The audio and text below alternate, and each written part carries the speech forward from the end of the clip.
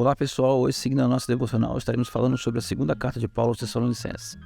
Como essa carta de Paulo aos Tessalonicenses tem só 3 capítulos, nós vamos comentar os 3 de uma vez só. Ou seja, em um único dia a gente comenta o livro inteiro. Encerramos ontem a primeira carta aos Tessalonicenses, agora Paulo envia uma segunda carta para a igreja em Tessalônica, que é uma cidade da Macedônia, falando com os irmãos. Antes de mais nada, se você não está inscrito no canal, vai lá, se inscreve, marca o sininho para receber as notificações. Todo dia nós estamos publicando os vídeos dos nossos comentários da nossa devocional. Nós recomendamos os irmãos estarem lendo 2 capítulos por dia. Hoje estaremos falando de 3, em alguns dias falaremos de 1, mas normalmente lemos 2 capítulos, não leva mais do que 10 minutos. E aí você pode nos seguir na sequência que nós andamos, Hoje estaremos falando sobre a segunda carta de Paulo aos Tessalonicenses. Ao final do vídeo você faz o seu comentário, coloca lá o gostei ou não gostei, e se desejar compartilha para que outras pessoas possam ser abençoadas. Vamos lá. A segunda carta de Paulo aos Tessalonicenses, Paulo começa falando dos Tessalonicenses sobre a fé dele, sobre a honra que ele tem de estar com os irmãos de Tessalonicenses. Nesse caso ele abre a carta no capítulo 1, eu vou até chegar aqui no capítulo 1, falando sobre a perseguição que a igreja de Tessalonicenses sofria. Lembra que eu terminei ontem falando sobre isso? Falando que eles poderiam se sentir igual a Paulo, porque Paulo também sofria disso. Ou seja, Paulo falou assim: vocês são como eu, que eu sofro a perseguição dos meus conservos e irmãos judeus. E ele fala: vocês também têm sofrido a perseguição, mas vocês não precisam ficar preocupados com isso, porque quando a perseguição vem sobre vocês, é porque chegou o limite do juízo de Deus sobre essas pessoas, porque elas estão te perseguindo, porque elas perderam completamente o temor de Deus. Então, quando elas perseguem vocês, é um sinal claro do juízo de Deus que vai vir sobre elas, porque o clamor de vocês chega aos céus, Deus traz o juízo e eles perdem a oportunidade de se converterem e serem salvos. Então, o que Paulo está falando aqui, fala assim, o que é prova clara no versículo 5 do capítulo 1, do justo juízo de Deus, para que sejais havidos dignos do reino de Deus. Quando os homens começam a perseguir aqueles que falam em nome de Deus e professam o testemunho de Cristo, é um sinal claro de que eles realmente desejam, ou seja, eles não desejam seguir ou obedecer a Deus. Eles desejam, de fato, calar a voz de Deus, que muitas vezes, quase sempre, vem através dos servos dele que espelham, cheiram, mostram, refletem a imagem de Cristo. Então, quando as perseguições vêm de forma direta, com busca de mal, de morte, ela é uma clara manifestação do desejo que as pessoas têm de forma iníqua de não seguirem a Deus. Aí isso é a prova, aí Deus fala: o justo juízo cai sobre você. Então ele fala: vocês que são perseguidos vão receber a recompensa de vida eterna, de salvação, e na manifestação do Senhor Jesus, vocês vão receber a recompensa por Ele. Enquanto que estes outros, com certeza, receberão de Deus a paga pelas suas maldades e pelas suas obras malignas que têm executado. E a maior obra maligna que uma pessoa pode executar é rejeitar ao senhorio e à autoridade de Jesus Cristo. Evidentemente que quando a igreja ela espelha o Senhor Jesus na sua vida, ela está também transbordando a verdadeira autoridade do único que tem autoridade sobre todas as coisas nos céus e na terra. E evidentemente que as pessoas que não querem submeter essa autoridade, ou têm uma autoridade que faz a contraposição à autoridade de Cristo, no seu modo de vida, devasso, corrupto, roubando, assaltando, matando, essas pessoas vão se virar contra Jesus e vai usar como referência direta aqueles que servem a Cristo. Por isso que a perseguição é um sintoma e é um sinal claro do justo juízo de Deus, porque o limite dela é que Deus venha com o juízo. Vamos lá, aí Paulo continua falando sobre isso. Então vocês fiquem tranquilos quanto a isso. Aí Paulo vai no limite da perseguição, porque no caso deles, eles ainda estavam de tal forma perseguidos que eles já começavam a perceber, diante do que muita gente falava no ouvido deles, que era próximo à volta de Cristo, que Cristo voltaria naqueles dias. Lembra lá, quando Jesus foi levado aos céus, Jesus fala: voltarei para vós outros, E eles tinham essa percepção. Então, na visão deles, Jesus estaria voltando. Aí Paulo começa a dar algumas coisas, e é um texto bem utilizado no que nós chamamos de escatologia, que é o texto dos últimos dias do Apocalipse, né? Esse texto de 2 Tessalonicenses, capítulo 2, é bem utilizado. Então Paulo fala, ninguém os demova ou desanime ou perturbe vocês com essas coisas, dizendo que Jesus vai voltar, porque tem alguns sinais que você precisa entender. Lembra que nós estamos falando sobre perseguição?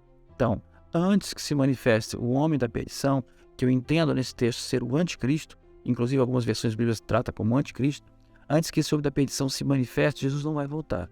E Paulo dá alguns sintomas de como esse homem da perdição é. Ele fala, de modo nenhum sucederá antes que primeiro venha a apostasia, onde a própria igreja deixará de seguir ao Senhor Jesus, criando suas filosofias e fantasias e ideologias e coisas mais. Nós vemos isso hoje em dia. Nós estamos vendo isso hoje em dia. E isso não é uma forma ainda, vamos dizer assim, total. Mas existem já sintomas de pessoas e de pastores e de padres, de cristãos, fazendo filosofias liberais, doutrinas do anticristo, desqualificando Jesus como Senhor e Salvador, e aí vai, né? Colocando perversidades sexuais, situações de contra a natureza que Deus estabeleceu dentro da igreja como sendo algo comum, querendo modernizar a igreja para que chamam de século atual, para modernidade, para contemporaneidade. Isso são apostasias. E logo a seguir, Paulo fala que este homem tem uma característica específica. Ele se levantará contra tudo que se chama Deus, não só contra Jesus, mas geral. Ele vai se colocar como o próprio Deus, ele vai se assentar, inclusive, no santuário de Deus, que nós aqui entendemos que é o templo de Jerusalém, que seria reconstruído, e ele vai se assentar no próprio santuário de Deus. Talvez não precise ser reconstruído, que lá tem uma mesquita, mas a ideia que a gente entende é que esse templo será reconstruído. E se você dá lá uma pesquisada no YouTube, você vai ver o templo está sendo reconstruído, porque é um dos sintomas, é um dos sinais da vinda de Cristo. É para que o anticristo se assentaria no santuário de Deus. Aí Paulo fala, mas uma coisa ainda está detendo ele. E eu entendo aqui que ele está falando ao mesmo tempo da igreja e do Espírito Santo. O Espírito Santo detém ele. Até que a igreja seja removida, ou o Espírito Santo, né, que a Bíblia fala que quando a igreja subir com Cristo, o Espírito Santo também será retirado. Aí ele vai falar assim, que aí esse iníquo será revelado, fará as suas iniquidades, e diz que o Senhor Jesus o matará com o sopro da sua boca. Só com o sopro. O anticristo vai ser destruído, né? Quando Jesus, na manifestação da sua vinda, né? Aí, Paulo ainda fala mais. Quando o anticristo se manifesta, ele vai vir com sinais e prodígios segundo a eficácia de Satanás. E Paulo fala, esses sinais e prodígios que ele vem segundo a eficácia de Satanás não é para enganar vocês que creem em Cristo e andam segundo o coração de Deus. É para enganar aqueles que não querem a verdade, que já se deleitam na injustiça, ele está falando. Então, eu me lembrei quando eu estava lendo esse texto, eu me lembrei da passagem da parábola do rico e do Lázaro, que o rico fala assim, manda Moisés, manda lá Lázaro falar com os meus irmãos, que se alguém vier dos mortos, eles vão acreditar. Aí que Jesus conta na palavra, né, que no caso da figura de Abraão, é como se Deus falasse para eles assim, se eles não ouvem Moisés, os profetas, querendo dizer assim, se eles não ouvem quem do lado deles prega a palavra normal, eles jamais ouvirão alguém que venha dos mortos. Ou seja, os sinais e prodígios, eles existem que vão a seguir de quem prega, não à frente de quem prega, é atrás de quem prega. É a manifestação de que é chegada a voz do reino de Deus. E se alguém se apoia em sinais e prodígios, a sua fé não é verdadeira, porque na verdade não é fé. Então, na realidade, ele fala que sinais e prodígios, ele não tem nenhuma intenção de salvar as pessoas, mas sim de manifestar ou a autoridade de Cristo, ou ser sinais e prodígios, segundo a eficácia de Satanás, para enganar os que já estão desviados pela verdade e gostam da injustiça. Então ele fala, mas vocês devem dar sempre graça a Deus e manter os princípios da santificação. Não perca o caminho, mantém firmemente os olhos voltados para Cristo. Ele é autor e Ele mesmo é o consumador da nossa fé. É Jesus que morreu por nós, ressuscitou ao terceiro dia para a nossa salvação. E é por causa dele que nós temos uma esperança de ressurreição e precisamos manter firmemente a nossa confiança nesta linha. Não há sinais, não há trovões, não há prodígio, não há nada que possa abalar essa fé. Então ele fala, olha, eles vão vir com sinais e prodígios segundo a eficácia de Satanás. Não é para enganar aqueles que creem verdadeiramente, é para enganar aqueles que se deleitam na injustiça. Aí ele fala assim, agora, vamos lá, meus irmãos, eu também não quero que vocês na igreja, dadas essas coisas todas, fiquem aceitando pessoas que acham que os finais do tempo está chegando e elas vão para casa de vocês, ficam bebendo, comendo pão e o texto que algumas versões da Bíblia trata é desordenadamente. Fala, vocês têm que manter uma vida digna, uma vida correta, manter toda a constância, trabalhar com as suas próprias mãos. E ele fala, inclusive, nesse texto, aquele que não trabalha, não coma.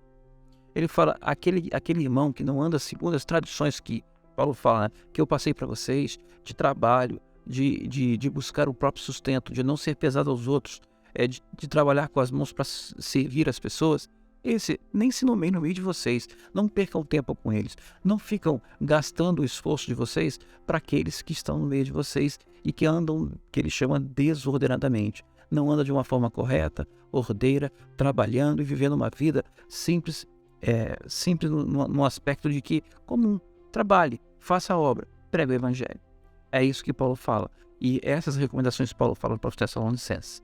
Gostaria de trabalhar com mais calma, né, a questão da escatologia e dos últimos tempos. Mas para um comentário breve de 2 Tessalonicenses, eu acho que eu trouxe um cenário interessante. Então só o resumo final ele começa falando sobre as perseguições, que essas perseguições são um claro sinal do justo de Deus.